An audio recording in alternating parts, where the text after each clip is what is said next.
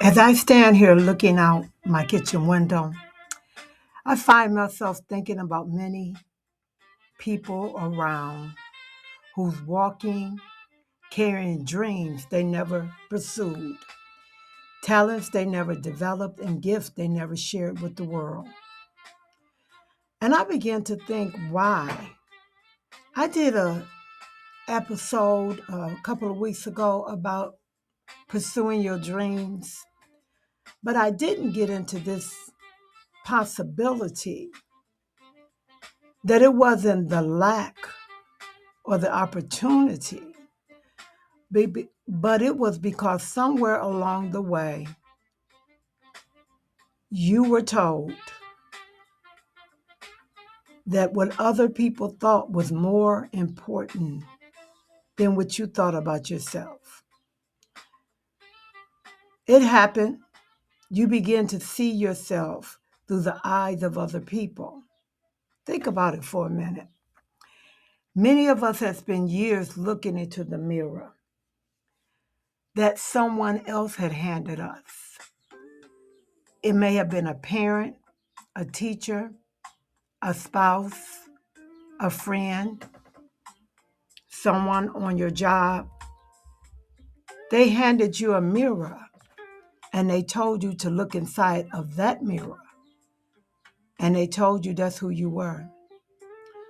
And over time, we began believing the reflection instead of discovering who we truly are.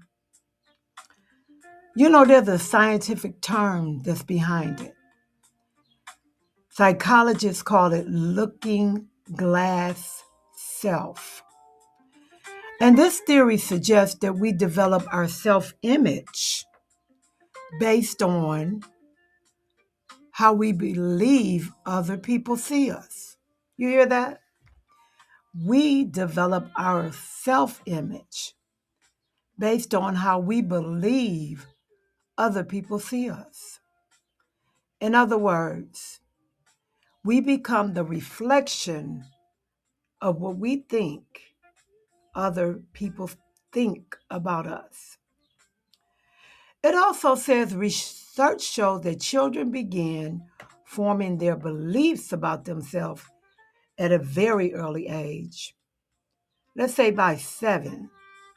Many children have already developed a powerful ideal about whether they're smart, attractive, capable, talented, or even valuable. You hear that? By the age of 7. And if you think back about your life, your childhood, that can be scary. Many of those beliefs were not true. They were just repeated. Oh, you're too shy, or you're just not leadership material. You're too emotional. People just don't like those kind of things that you do. And you know what? This fascinating brain, neuroscientists tells us that repeated messages create neutral pathways. The more often we hear something, the more familiar it becomes, and eventually the familiarity begins to feel like truth. Wow. Even if it's not true. I can even remember growing up, and I can remember my mother saying, oh, she's just shy. And, because I was uncomfortable. I was little. I was 7. Oh, she's just shy. And I began to believe that for years. What are some of the things that you're believing for years about yourself? We began to believe it because, as scientists say, is something we hear over and over again that eventually is so familiar it becomes our truth. I believe many of us can trace this back to childhood. Think about the things that was told to you, about what kind of person you was. Think about that. Maybe you were a child who loved to sing.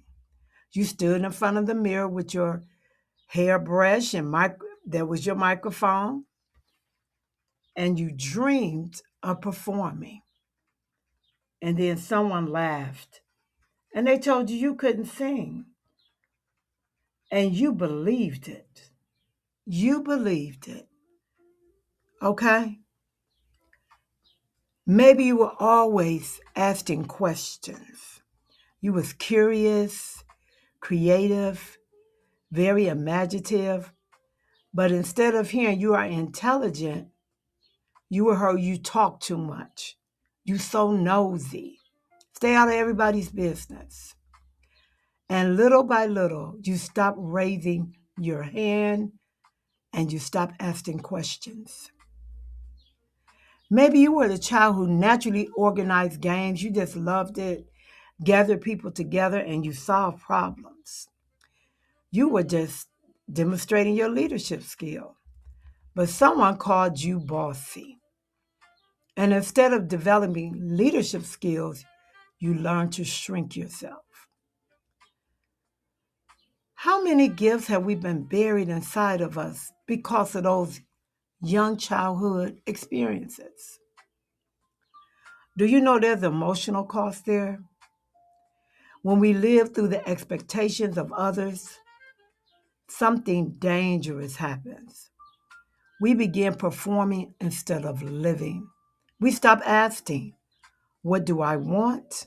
And start asking, what would make other people happy? We stop pursuing and start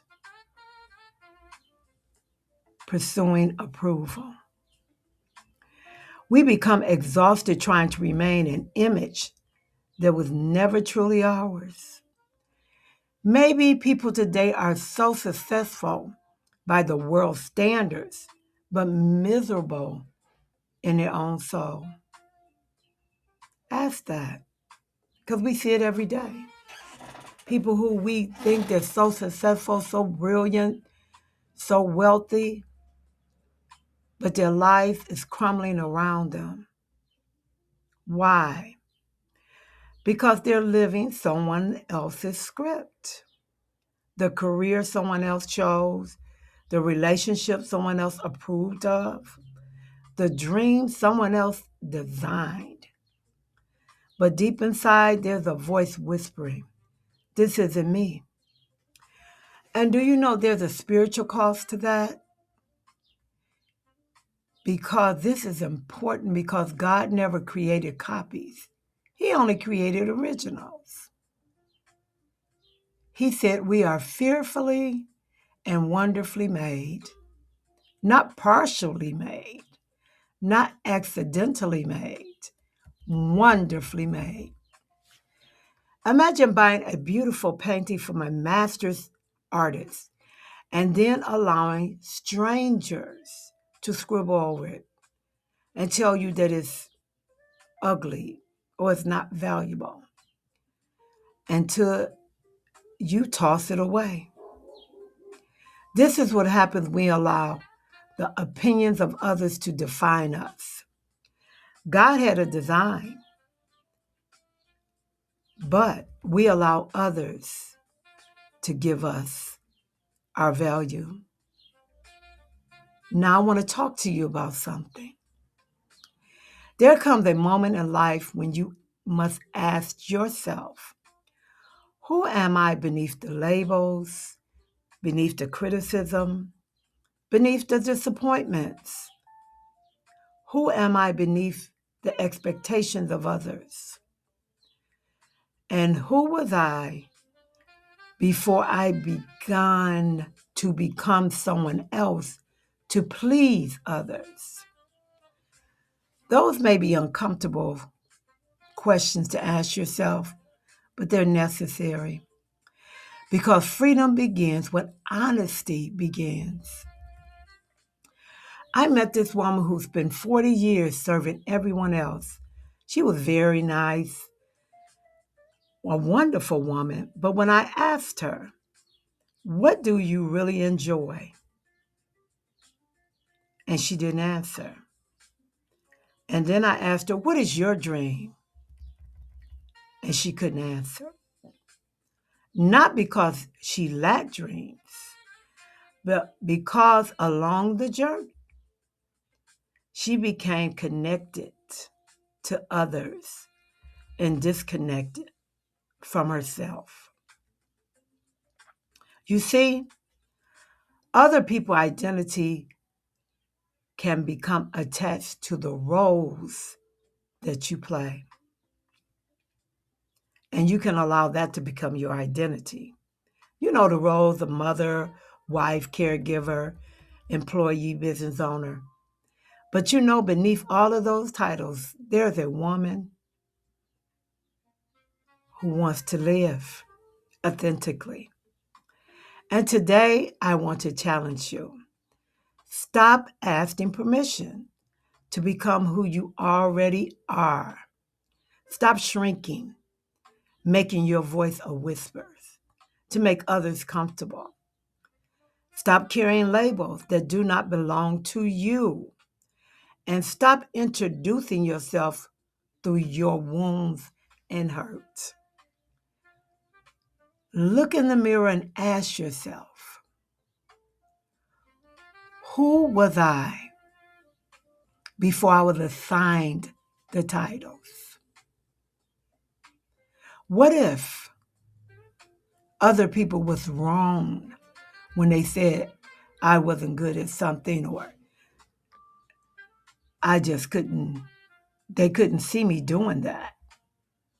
What if you are stronger and smarter?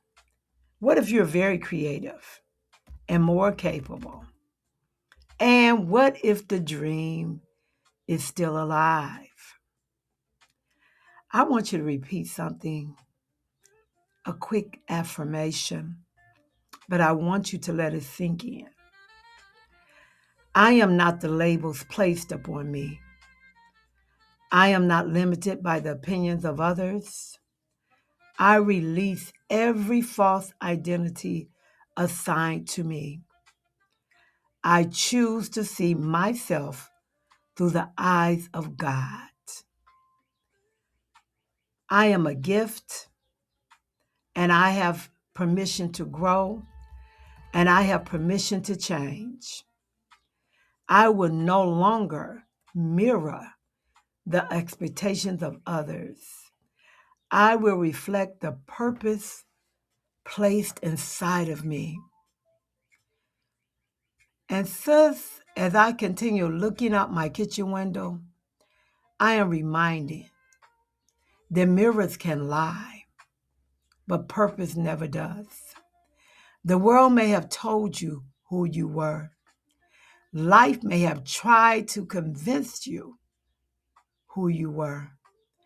But there's still a voice inside of you that remembers the little girl who dreamed, the young woman who hoped and believed, the person who was here before the voices of others entered. And maybe today you'll meet her. And this is your journey. And this journey is for you to live it, to enjoy it, to embrace it. And remember, you are original, not a copy. You are fearfully and wonderfully made. I'll see you next time as we continue to look out the kitchen window.